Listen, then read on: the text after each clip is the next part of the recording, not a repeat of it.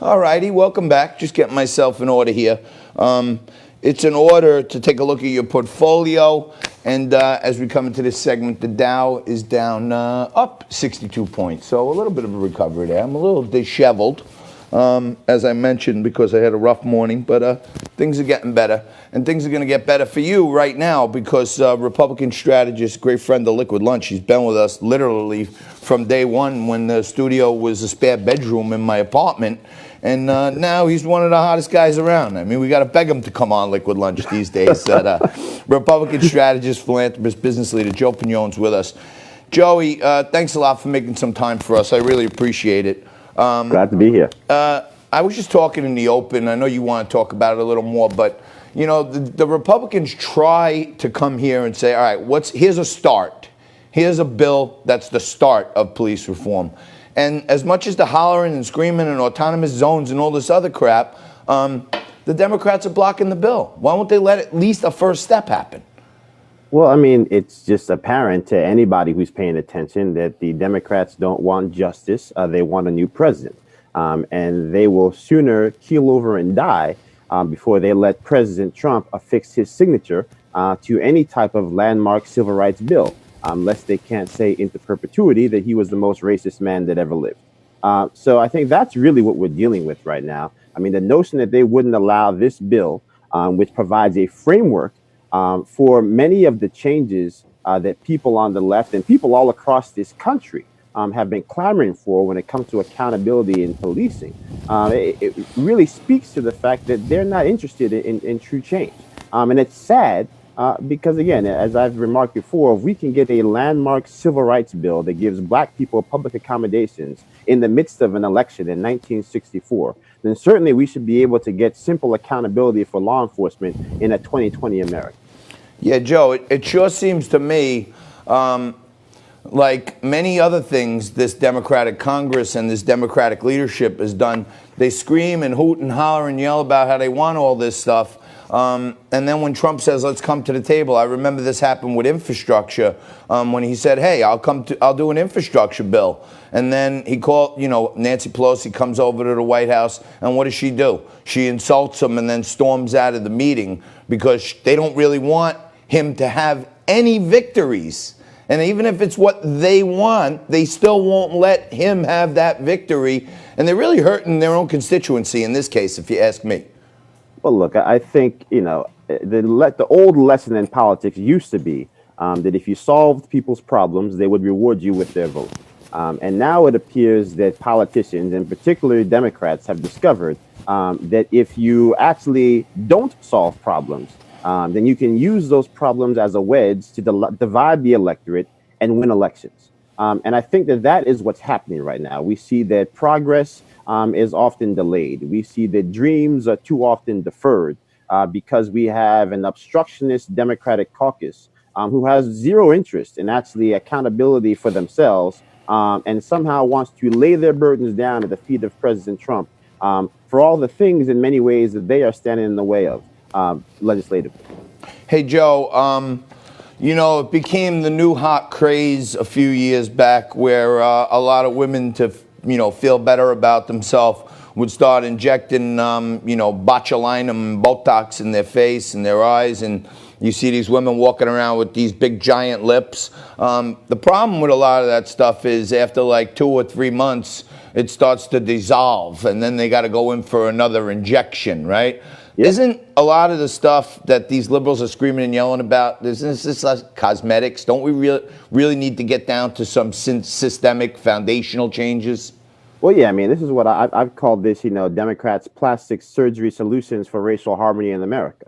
That's really what we're dealing with right now. We have, individuals who, they want to tear down statues, even though half the people with the ropes in their hands have to run to Wikipedia to figure out whether they're supposed to be outraged or not. They want to get rid of everyone from Mrs. Buttersworth to Aunt Jemima. And none of those things actually does a damn thing to improve the outcomes for the communities they claim they so desperately want to help. So, look, I think that there is something to be said about the fact that, no, we should not be commemorating people like Edmund Pettus in a 2020 America, that maybe we shouldn't have Robert E. Lee statues all over the place. But the notion that we're going to run from park to park trying to tear down statues while we've got black and brown children trapped in failing public schools simply because of the color of their skin, and Democrats' desire to capitulate to teachers' unions, that has a greater impact on people's everyday living than anything the Democrats are proposing. And again, the fact that they would stand in the way, akin to George Wallace standing in the schoolhouse doorway saying segregation now, segregation forever, and prevent a landmark bill on police reform, speaks volumes. Joe Biden has been suffering from hoof and mouth disease for the last 25 years. Unfortunately, it continues to plague him. Just about a month ago on the Breakfast Club with Charlemagne the God, he said, if you're not sure if you're voting for me or Trump, you ain't black. So I wanted to ask you, as a good friend and a black man, are you still black? Last I checked, I was. That's what I'm thinking. But I mean, here's the issue, right? Which is, why what the Democrats have done in many ways is so destructive. Because what they don't seem to understand is that if you're talking about police reform, when I get pulled over by the police, they don't ask me, license, registration, and voter ID card, right? They don't care about the letter next to my name on my voter registration card. I think if you're talking about the issues that people of color have dealt with in this country, I spoke, last week about, the fact that, 11 years old, having to, wake up at 7 a.m. on a Saturday, spend my, the entirety of my allowance to go get paint from the hardware store so that I could paint over, some person painting the N-word on our fence before my mother woke up.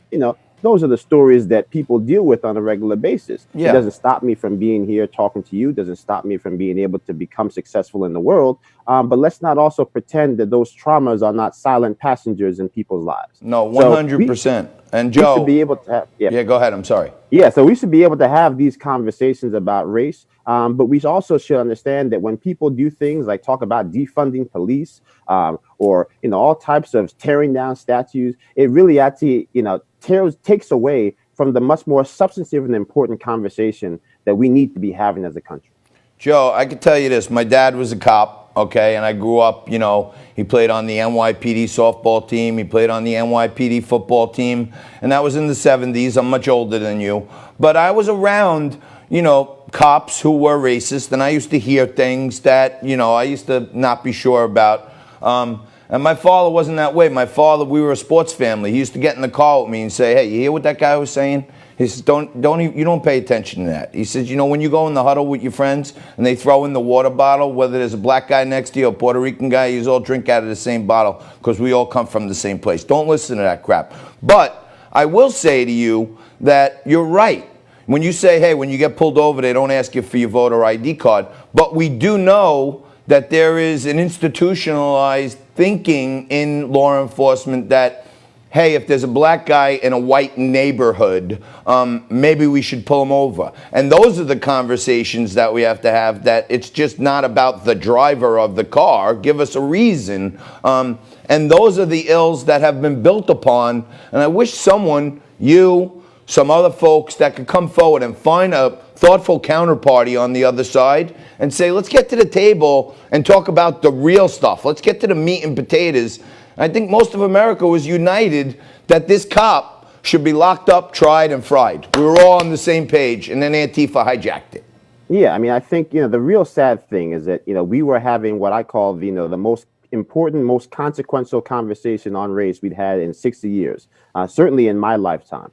And then all of a sudden, and I think part of that was because, there was no NBA, right? There are no NBA finals to distract you. There was no NFL mini camps to distract you. People just had to deal with the fact that something awful had happened in this country, and something that they never thought they would ever witness was just literally on their television for the world to see. So I think that we were having a very important conversation. And then to your point, you have all these radicalists who yell about white privilege and yet took it upon themselves to literally thwart a movement for their own political needs. So that's just the sad reality of where we are today. I think, again, as far as making sure that we have a conversation as a nation, I think we can still have that conversation. But we need to get over the silliness. We need to stop talking about Gone with the Wind, and maybe talk about the fact that, hey, Governor Cuomo is talking about de-escalation with police. Meanwhile, he's authorizing people to pull over cars for the simple crime of having an out-of-state license plate because he wants to Yeah, quarantine people exactly. for 14 days.